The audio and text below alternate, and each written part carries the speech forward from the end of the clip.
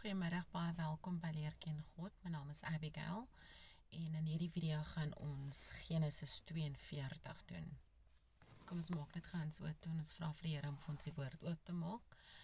God ons Hemelse Vader, baie dankie vir nog 'n geleentheid om U beter te leer ken.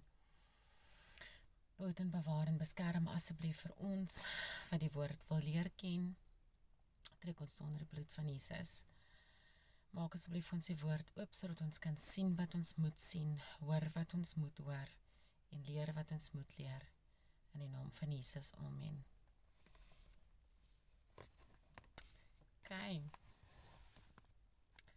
Genesis 42, die broers van Josef in Egipte.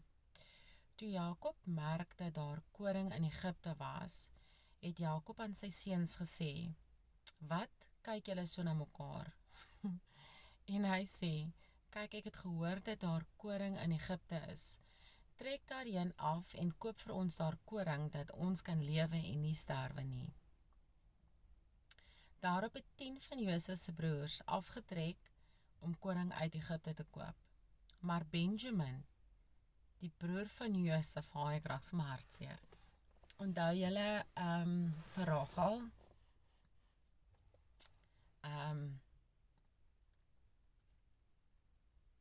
En sy het moes uitgegaan by Benjamin se geboorte. Want dit was ons baie hartseer, nee. Daarop het 10 van Josef se broers afgetrek om koring uit Egipte te koop. Maar Benjamin, die broer van Josef, het Jakob nie saam met sy broers gestuur nie, want hy het gedink, altemit kan 'n ongeluk hom oorkom. So het die seuns van Israel dan gekom om koring te koop onder diegene wat daar aangekom het, want daar was hongersnood in die land Kanaan.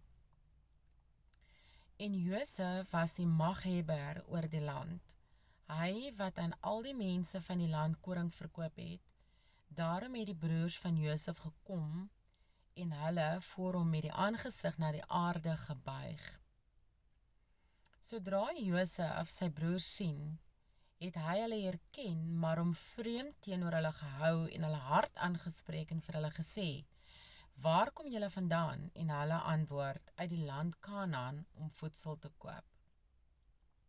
En Josef het sy broers herken, maar hulle het hom nie herken nie. Toe dink Josef aan die drome wat hy aangaande hulle gedroom het, en hy sê vir hulle, "Julle is spioene. Julle het gekom om te kyk waar die land oop is." Maar hulle het hom geantwoord, "Nee, my heer, maar u dienaars het gekom om voedsel te koop. Ons is almal seuns van een man, ons is eerlike mense. U dienaars is geen spioene nie." Toe sê hy vir hulle, "Nee, maar julle het gekom om te kyk waar die land oop is." En hulle antwoord, "U dienaars is 12 in getal, ons is broers, seuns van een man in die land Kanaan. En kyk, die jongste is nou by ons vader, maar die een is daar nie meer nie." Nou praat hulle van Josef, nee. Toe sê Josef vir hulle, "Dit is wat ek julle gesê het, julle is spioene. Hieraan sal julle getoets word. So waar as Farao leef, julle sal hiervandaan nie trek, tensy dat julle jongste broer hierheen kom nie. Stuur een van julle, dat hy julle broer gaan haal, maar julle moet in die gevangenis bly. So sal dan julle woorde getoets word, of die waarheid by julle is of nie. So waar as Farao leef, julle is spioene." Daarop het hy hulle saam 3 dae lank in bewaring laat hou. En op die 3de dag sê Josef vir hulle, "Doen dit, dan sal julle lewe. Ek vrees God.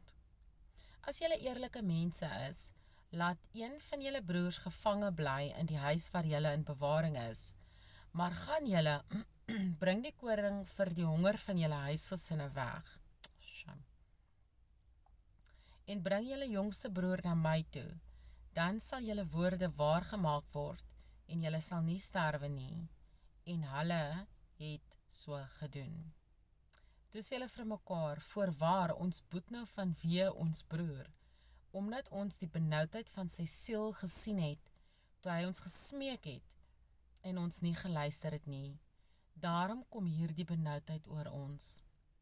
Daarop antwoord Reuben hulle, het ek nie vir julle gesê nie, besondig julle nie aan die see nie, maar julle het nie geluister nie.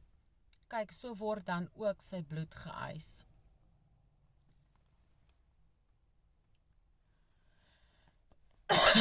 Vers 23. En hulle het nie geweet dat Josef dit verstaan nie, want daar was 'n tolk tussen hulle. Toe draai hy om van hulle af weg en ween. Shame.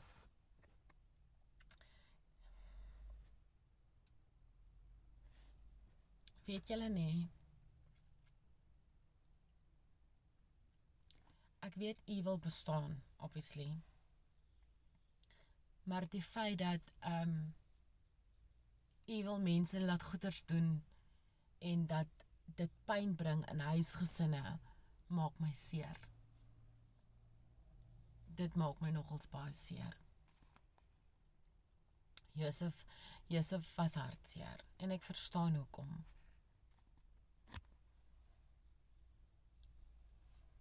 Ekskuus.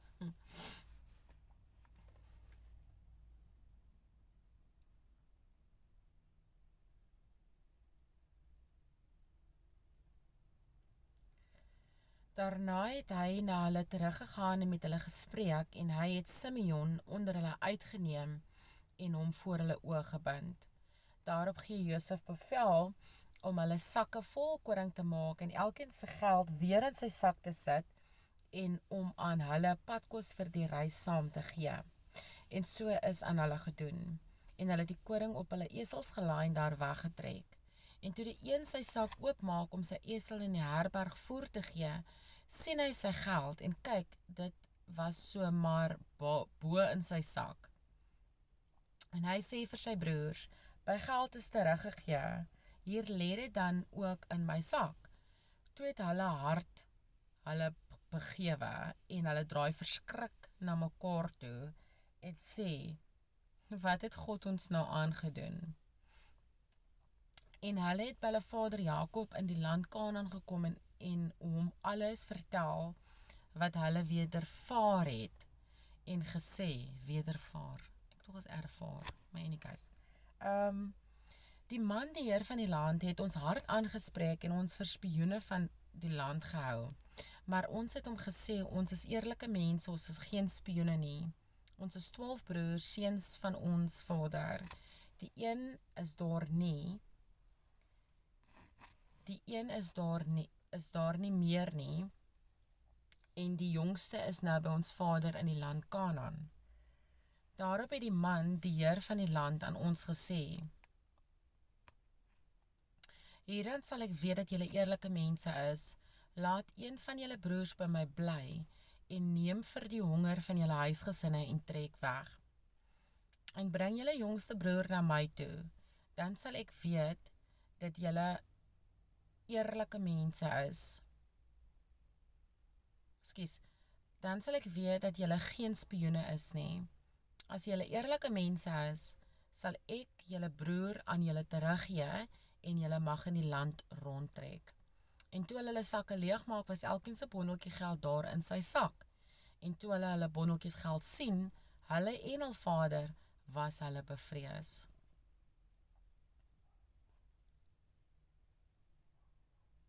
Daarop sê Jakob, hulle vader vir hulle, julle beroof my van kinders.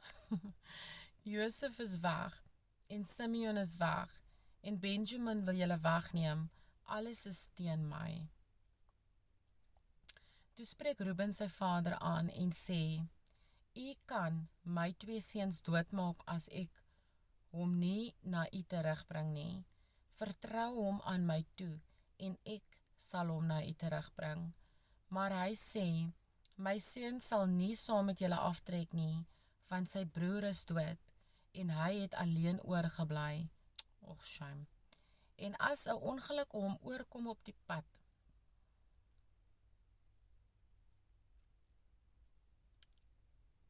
wat julle sal gaan, dan sal julle my grys hare met kommer in die doderyk laat afdaal. Sjoe, dit is baardseer. Ekskuus, nou moet ek eers weer trane afvee.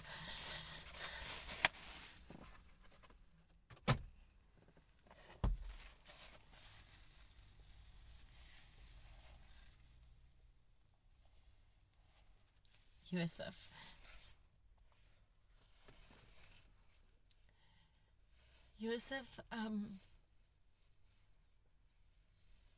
Shame. Anyway, so, dit is 'n baardseer storie. Ek dink Josef het homself program geskrik toe hy sy broer sien. En toe onthou hy van die droom wat hy gehad het. Die oomblik toe sy broer so voor hom neerbuig, want hy het wel sy broer so gelag het vir hom. En toe onthou hy nou die droom, terwyl sy broers voor hom buig.